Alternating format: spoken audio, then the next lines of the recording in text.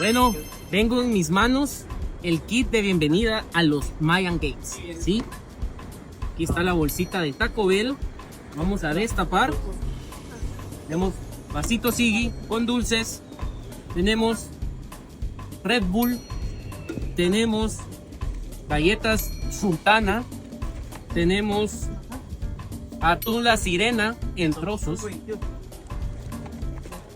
Y tenemos más dulces.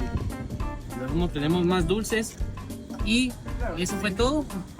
Ya saben, vamos a estar el próximo domingo participando por los Mayan Games por la posibilidad de 10,000 quetzales.